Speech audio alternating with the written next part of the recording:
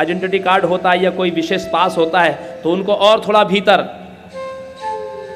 उस एरिया के भीतर प्रवेश करने दिया जाता है, उनका जहाँ तक उनका अधिकार है।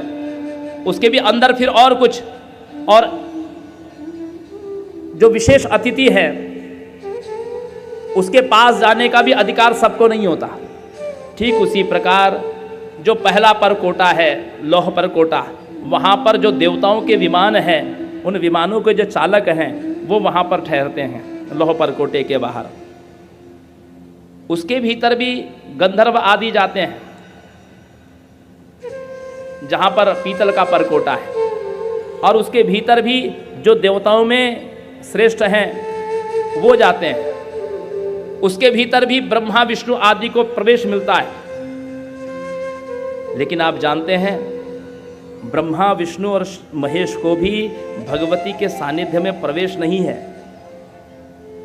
ब्रह्मा के ऊपर भी जो परमेष्ठी ब्रह्मा है, विष्णु के ऊपर जो महाविष्णु है, उनकी भी सीमा है, वो भी भगवती के अत्यंत समीप नहीं जा सकते। ब्रह्मा जी कहते हैं हम लोग वो परकोटे को पार करते हुए जब पहुंचे तो वहां का हमने एक सुंदर वाटिका देखी। वहां का वातावरण बड़ा अद्भुत है।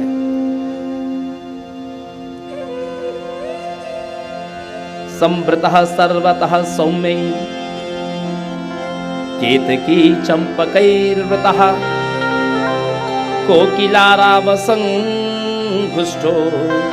दिव्यगंध समन्वितः। वहां का वातावरण इतना सौम्य है कि जहां पहुंचने मात्र से ही आनंद की अनुभूति हो रही है।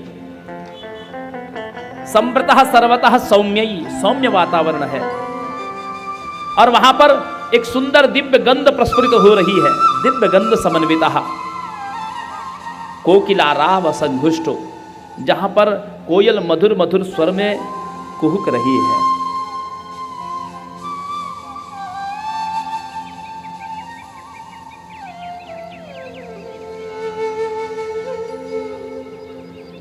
उसके भीतर जब हम जाते हैं तो एक ऐसा परिकर है जहां पर देवी की विशेष सखियां रहती हैं, करोड़ों की संख्या में। अनंग कुसुम, अनंगम, मेखला, अनंगाद्या आदि आदि सखियां हैं। और वहां के जो जो पक्षी है, वो पक्षी जानते हैं क्या करते हैं? रीमकारज निष्ठेस्तु पक्षी वृंदे निषेविताः। वहां के पक्षी भी रीम बीज का उच्चारण करते हैं। रीम रीम रीम, ये भगवती भुवनेश्वरी का बीजाक्षर है माताओं। रीम। अरुणा करुणा मूर्ति कुमारी नवयोमना सर्वश्रृंगार वेशाढ्यां मंदस्मित मुखाम्बुजः।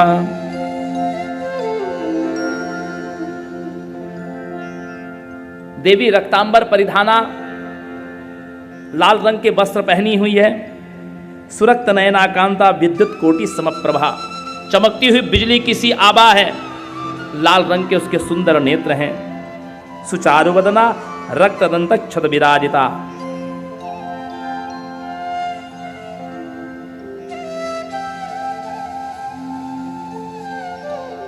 रमा कोट्याधिका कांत्या सूर्य बिंब निभाखिला। वरपाशांकुश अभिष्टदरा श्री भुवनेश्वरी। रमा कोट्याधिका, करोड़ों करोड़ों लक्ष्मी जी से भी ज्यादा सुंदर हैं, ऐसी वो देवी हैं।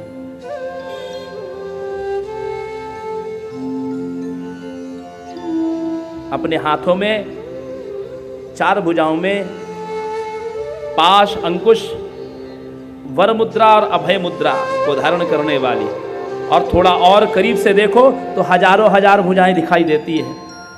सहस्र शीर्षापुर, उस देवी के हजारों मुख भी दिखाई देते हैं। कभी एक मुख दिखाई देता है, कभी हजार, कभी 10,000 मुख दिखाई देते हैं, कभी केवल चतुर्भुज रूप दिखाई देता है, कभी हजारों हजार भुजाएं दिखाई देती है। सखी वृंदे सुता नित्यम भुवनेश्वरी महेश्वरी। हृल्लेखाद्या अमरे कन्या भी परिवेष्टिता। सखियां उनके आसपास जो उनकी सखियां घिरी हुई हैं वो उनको पुकार रही हैं, हे भुवनेशी, हे महेश्वरी, हे भुवनेशी, हे महेश्वरी।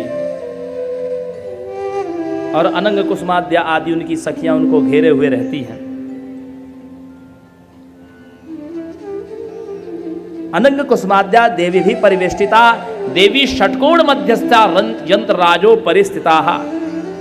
देवी जो विराजमान है षटकोण के ऊपर श्री चक्र है, श्री यंत्र है, उस श्री यंत्र के ऊपर देवी विराजमान है।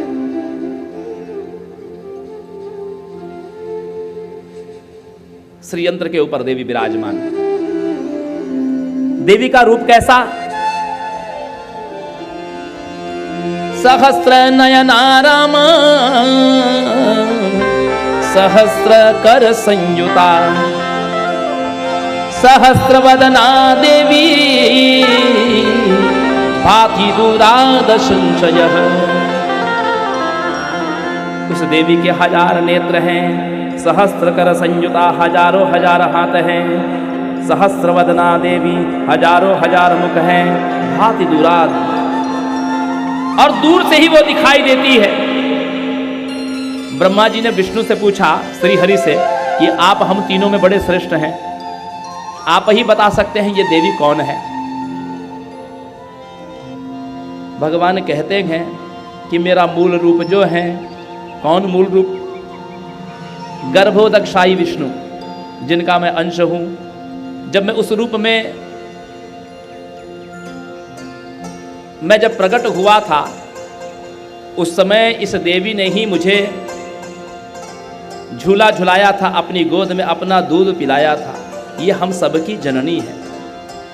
इसलिए मैं जानता हूं कि ऐसा ही भगवती देवी सर्वेषां कारणम हिना,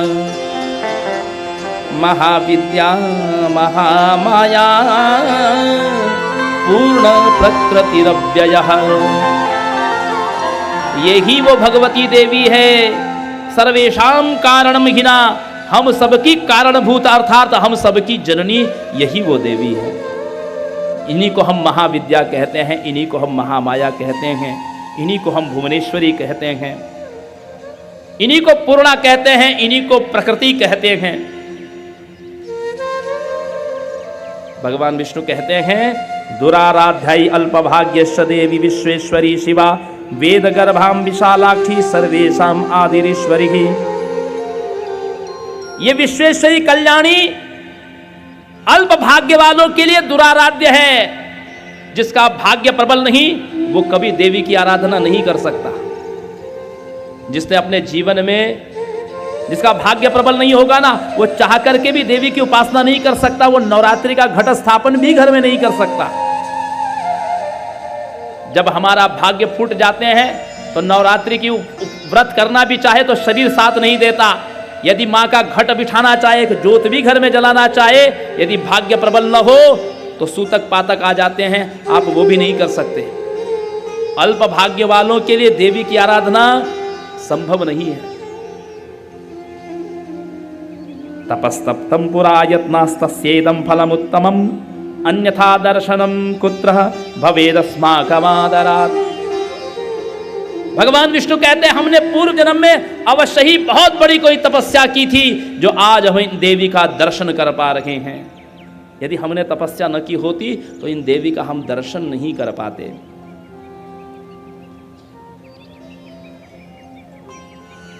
क्योंकि यही वो देवी है जिन्होंने शयानम वटपत्रे च पर्यंके सुस्थिरे दृढ़े पादांगुष्ठम करे कृत्वा निवेश्य मुख पंकजे गायन्ती दोलयन्ती च बाल भावनमयी स्थिते सेयम सुनिश्चितम ज्ञानम जातम में दर्शनम विवह।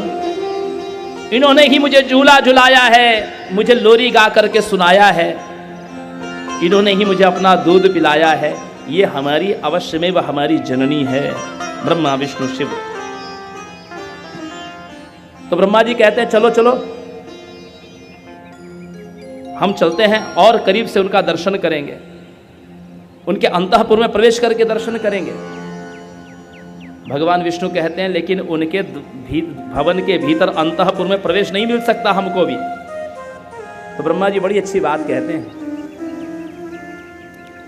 कभी आप मंदिर में दर्शन करने जाते हो ना, तो जब आप देखते हो कि बड़ी लंबी लाइन लगी है,